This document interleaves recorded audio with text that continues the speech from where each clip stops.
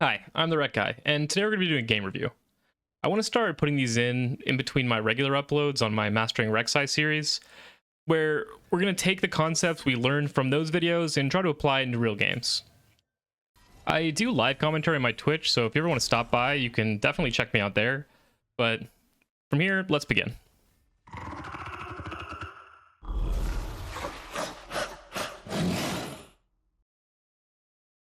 At the start of the game, I want to look at the matchups, and I see it's going to be a Pantheon versus Garen, and both of them took Ignite. So the matchup's pretty 50-50. I don't know who's going to kill, but probably one of them's going to get a kill. You'll see that I start pathing toward topside, but I quickly realize what's going on and change my mind, so I head over toward the blue buff. It's pretty standard to do 3 camps on Rek'Sai and then go for a gank. I almost never full clear on Rek'Sai if there's an opportunity. Here, I look at the bot lane and see that they're trading, and so keep in mind, it's okay to change plans, and that's what you should be doing. You should be adapting on the fly. Here, I see they're both super low, and the enemy Jinx used barrier, so I don't want to go top anymore. I changed my mind. Instead, I head straight toward the bot lane. It becomes a situation where now bot is the place I need to be. So here, I'm approaching. I get spotted on a ward that Vel'Koz placed, and honestly, I kind of waste flash here. It's probably better not to flash here and just run straight at the Jinx and have her run away, because she might, like, imagine a situation where I flash and she flashes at the same time over here. We don't get that kill. So not a great flash by me, but it does end up working out. So Vel'Koz flashes and we get one of the flash of the two. Now that I'm leaving, I want to make a beeline toward my topside camps. Warwick has an opportunity to invade, which is exactly what he does. We see him crossing over toward the wolves, and so I sprint over. You can see I'm pinging, knowing that Warwick's going to be here, and I jump the wall to try to kill him.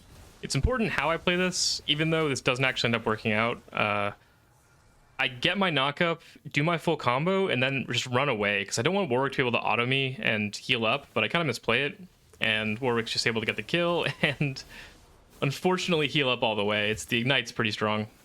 Luckily though, Pantheon comes down and is able to just snipe up the kill. I still get the assist. So in respawn, I run straight to my top side. I don't have any bot side camps, so it makes sense.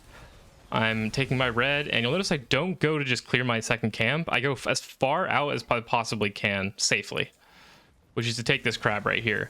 And I want to keep affecting the map. Warwick shows, and I don't want to fight him 1v1 because he's a Warwick, so I kind of run away and hover a little bit. But I know where he's going now. I see him on Tremors running over to his Gromp, and I see Ryze is coming to join me, so we look to go kill the Warwick. You'll see I do the exact same trick. I get my full combo out, and then I run away. And I just stand right here while Ryze picks up the kill, because I don't want Warwick to get any healing from his autos. This now sets me up to counter jungle a little bit, and I immediately look for a top gank here. I wait because Pantheon just used his stun, and I know that we're able to get this wave in. And remember, if you watched my ganking video, I talk about high impact ganks. This is exactly a high impact gank. So I look for this because a dive is going to be really strong here. Pantheon misplays a little bit and dies, but we trade 1 for 1, and it's worth it for us because we get a kill for kill with an assist, and it denies a bunch of minions for Garen. Not only that, let's keep in mind that this bunched up wave is naturally going to push up into the other wave. Remember, if it's a bunch, they always win, and you'll see right here, that's exactly what happens. By the time that everyone gets back to lane, you'll see that Pantheon has 3 extra caster minions to collect rather than Garen's none, right? So going back, after this, I make what I would consider a mistake. I think I should have reset here and immediately spent my 1,000 gold that I currently have and ran straight over here to Grubs on the respawn. I don't, for some reason, and just decided to take this. And I know that Warwick's probably on Drake right here, so I just start these. We have pretty deep vision, so I'm not super worried about getting invaded. And if we do, I can always run out through my tunnels. Small trick with the tunnels is make sure that you don't get in a situation like this where the Grub is standing directly on top of the tunnel, or else you're not going to be able to click your tunnel very easily. Just keep that in mind. But it ends up Warwick's takes Drake and we trade for Grubs. I really like trading Grubs for first Drake for the reason that on Rek'Sai you want to try to end games really quickly, and Grubs help you do that, versus playing for a late game Drake soul. If you end up going that far, it's probably not great for you. I mean, after Grubs, I see Garen's really far pushed up and not respecting me at all. So I go through the tunnel from earlier, and we pick up a pretty free kill. I mean, Pantheon and Rek'Sai are a really strong gank together, which is kind of why I'm playing topside in the beginning of the game. Whereas it's not going to be as easy, and there's going to be a little bit less kill pressure between the early game Shaco and Twitch bot lane. I take my much needed reset at 1700 gold, and then I'm probably going to head bot side because that's where my camps are, and I'll be able to make a play there. Now, I remember as I'm walking that Warwick finished up Drake right before, so it's pretty likely that he went in for an invade. I was a little scared I had already lost my wolves as well, but the second I saw it, I had a huge amount of relief, honestly. I think if the Warwick was smart, he probably could have taken more than just the blue that he ended up taking. But yeah, being able to collect these two camps is great.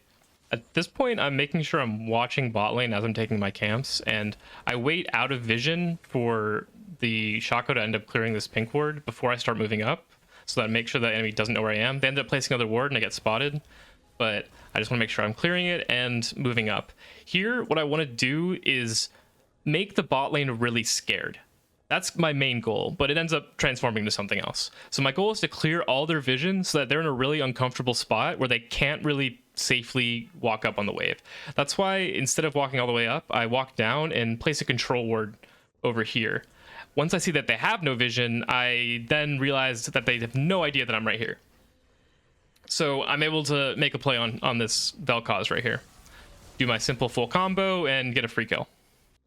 It's important that I don't overstay. You'll notice I immediately start walking out knowing that Warwick's probably running directly at me. But seeing that I'm level 6 and Warwick's level 5, I definitely want to make a play. So I flash, do the knockup. Same thing. I R so that Warwick is unable to auto me. So I R pretty early, and then he's left not being able to auto anyone easily and get a free kill. Same thing, Jinx stepped up again, and I'm just going to keep stepping up, do damage. I mean, there's no way she kills me, and so I'm able to just get pretty much 3 kills just for free. So I'm going to start running up, and you might think, okay, maybe run up to your camps and clear, but of course, we're just going to keep on ganking, keep on putting pressure on the map. I actually end up showing an award, and so Silas really has no business dying to me here, but I go in and something else, like a little bit lucky, happens. I knock him up right as he starts his dash, so he's not able to dash away anymore and escape, and get a kill there. You can see Warwick's running in, and I actually tell my teammate to try to turn, because they have no abilities, but totally forgot about the Jinx R, and that just absolutely destroys us. On respawn, I'm going to want to start heading to my top side, because there's just absolutely no camps on the bot side, and I know that Grubs is going to be respawning at a certain point, so I want to make sure I'm on the top side of the map.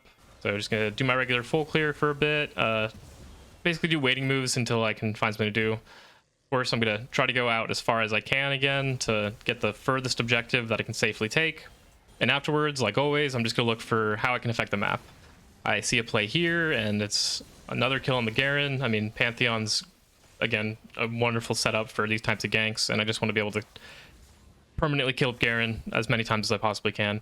I look for a fight here, and I'm kind of reasonably confident that I can win this, but Pantheon ends up getting R'd. I interrupt the R, and Warwick follows me all the way over this wall. Luckily, I still have tunnels and Ryze is coming up, so we're able to turn this, and I get another kill. After taking these, I make the exact same mistake I made earlier, I think, which is to not reset immediately for tempo, and instead I'm going to take these Krugs for some reason. What I should be doing is taking my reset and pretty much being all the way almost halfway to Drake by now.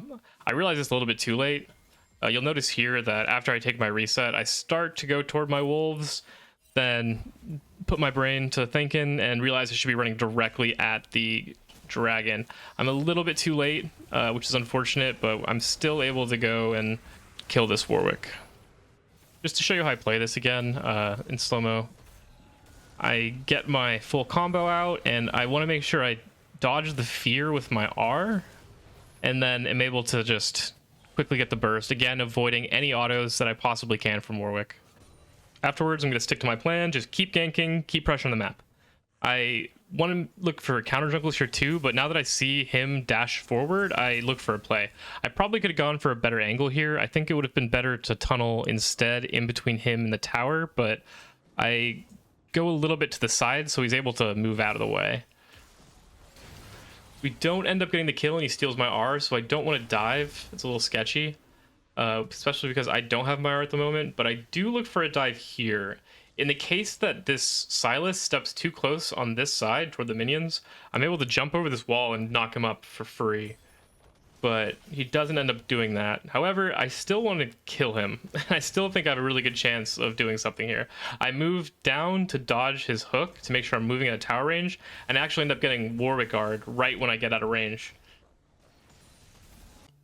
I don't give up though, because I think I still have a good chance, and I'm able to just take the same tunnel out, no problem. I mean, Warwick goes to clear the way, and I trade his Raptors for that. I see the Jinx get pinged a bunch for missing, so I want to make sure I'm respecting that. I take the ward, and the second that Jinx shows up on map, I just use my tunnels to get as far away as possibly can.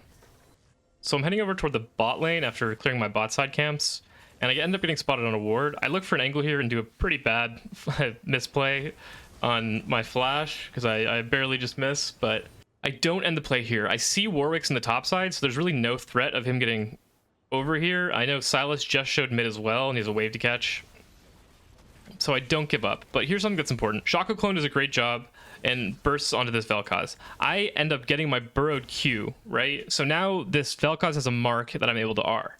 What's important here is you notice I unburrow before pressing my R on this Vel'Koz. See how my W cooldown is going down? By the time I get over there, I have my cooldown for the burrow back up. If I had stayed in burrowed form and pressed R, the cooldown would have started as I started my jump. And so by the time I get there, I'd still have 3 or 4 seconds to wait for the unburrow. Now we just finished up the dive. It's pretty free, not too hard.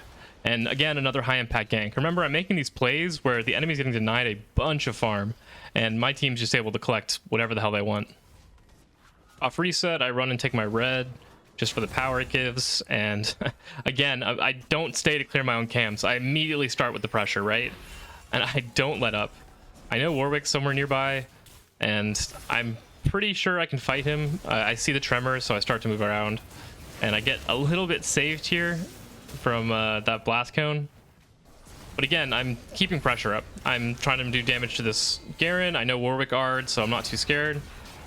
And I'm just keeping up pressure, making them scared, not giving me a break at all. We end up in a little 3v3 skirmish here. And again, Rek'Sai is great in these kinds of 3v3s, 2v2 scenarios. So I'm pretty confident. I try to get the Warwick, but he sneaks over the wall, and we're able to just kill the Salas. I start killing the Gromp, but I'm a little scared of the Garen coming, so I wait in my burrowed form for a second to see if I see any movement around the map, or to see if they're standing still in this bush waiting for me. A Garen comes around, and I just run away and disengage. I check for the wolves, they're not there, so I make my way out. Of course, what am I going to do when I see this Warwick is make a play and try to affect this.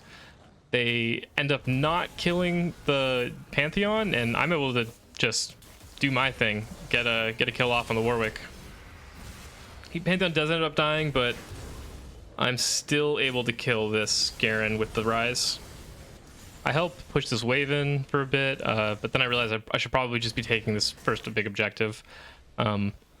Again, the Grubs and the Rift are 2 really important objectives on Rek'Sai, just because they end the game that much faster. I want to make sure you're taking those. From there, just grouping up for objectives. I want to be with my team for this Drake. My team does a really good job of grouping up.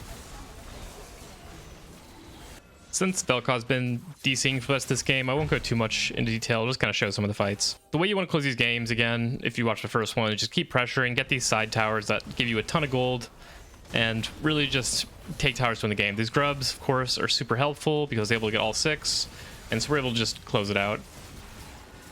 Thanks for watching. I'll be posting another one probably every other week, and try to get one of my more edited videos out between those. So if you want to see more, let me know. Thanks.